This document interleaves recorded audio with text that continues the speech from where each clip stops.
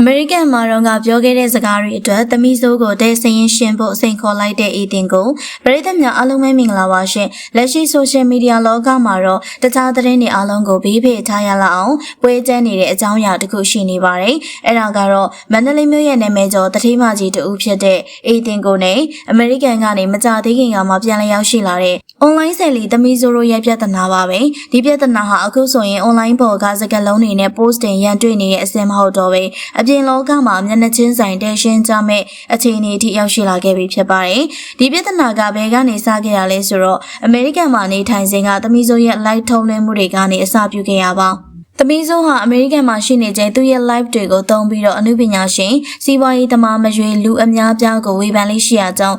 သူ့ကိုလူမုံများပြီးတော့သမီးစိုးလို့နာမည်တွင်ခဲ့တာပဲဖြစ်ပါတယ်။အဲ့ဒီလိုဝေဖန်ခဲ့တဲ့သူတွေထဲမှာအေတင်ကိုလည်းတယောက်အပါဝင်ဖြစ်ခဲ့ပြီးတော့အထူးသဖြင့်အေတင်ကိုရဲ့သားဖြစ်သူနဲ့ပတ်သက်တဲ့တရားရေးဆိုင်ရာအမှုကိစ္စတွေကိုအတော်လေးလွန်လွန်ကျူးကျူးထိခိုက်ပြောဆိုခဲ့တာဖြစ်ပါတယ်။တစ်ဖက်မှာတော့အေတင်ကိုဆိုတာကမန္တလေးမြို့မှာပရဟိတလုပ်ငန်းတွေလူမှုရေးလုပ်ငန်းတွေကိုဒီဇိုင်းမမတ်လှုပ်ဆောင်တတ်သူအဖြစ်လူသိများပြီးတော့လေးစားမှုကိုလည်းရရှိထားသူပါဒါပေမဲ့သူ့မှာထူးခြားတဲ့စိတ်ဓာတ်တစ်ခုရှိပါတယ်အဲ့ဒါကတော့မဟုတ်မမှန်တာကိုတီးမခံတတ်ပြီးတော့သူ့ကိုဖြစ်စေသူ့မိသားစုကိုဖြစ်စေစော်ကားဝေဖန်လာရင်ဘယ်တော့မှနောက်ဆုတ်လေးမရှိတဲ့မဟုတ်မခံစိတ်ဓာတ်ပါပဲဒီလိုစိတ်ဓာတ်ရှိတဲ့မိခင်တယောက်အတွက်တော့သမီးစိုးရဲ့စကားလုံးတွေဟာသူ့ရဲ့ဂုဏ်သိက္ခာနဲ့အသေးနှလုံးကိုတိုက်ရိုက်ထိပါတိုက်ခိုက်သလိုခံစားခဲ့ရပြီးတော့အဲ့ဒီအချိန်ကလေးကအညှိုးတေးတွေရှိနေခဲ့ရပါအဝေးတနေရာမှာရှိနေချိန်တုန်းကတော့ဘာမှလုပ်လို့မရခဲ့ပေမဲ့အခုတော့အခြေအနေကပြောင်းပြန်ဖြစ်သွားခဲ့ပါပြီအပြောအတန်နဲ့သမီးစိုးတယောက်ကတော့သူ့ရဲ့အိမ်သူ့ရဲ့ပိုင်နဲ့လို့တောင်တင်စားလို့ရတဲ့မန္တလေးမြို့ကိုရောက်ရှိနေပြီဆိုတဲ့သတင်းကို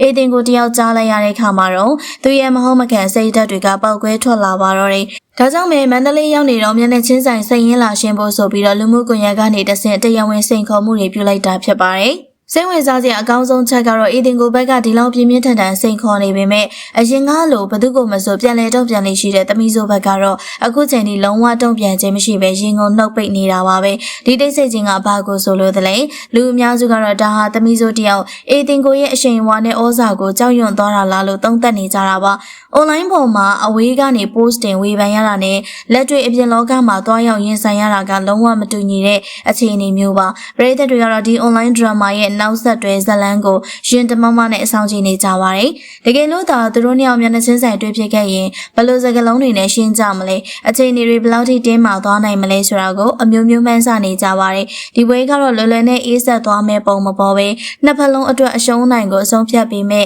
ပွဲကြီးပွဲကောင်းတစ်ခုဖြစ်လာနိုင်တာကြောင့်social media သုံးစွဲသူတွေကတော့ဖျာခင်းပြီးတော့စောင့်ကြည့်နေကြတာလည်းဖြစ်ပါတယ်ပရိသတ်တို့ရောဒီပွဲကိုဘယ်လိုမြင်လဲရှင်သမီးစိုးတယောက်မျက်နှာချင်းဆိုင်ရှင်းရဲမယ်လို့ထင်လားဒါမှမဟုတ်ဒီအတိုင်းပဲတိတ်တိတ်လေးအချိန်ဆွဲပြီးတော့ရှောင်ထွက်သွားမယ်လို့ထင်လားမိမိတို့ရဲ့အမြင်လေးတွေကိုမှတ်ချက်ပေးခဲ့ပါဦးနော်ကြည့်ရှုပေးခဲ့ကြတဲ့အတွက်အားလုံးကိုကျေးဇူးတင်ပါတယ်ရှင်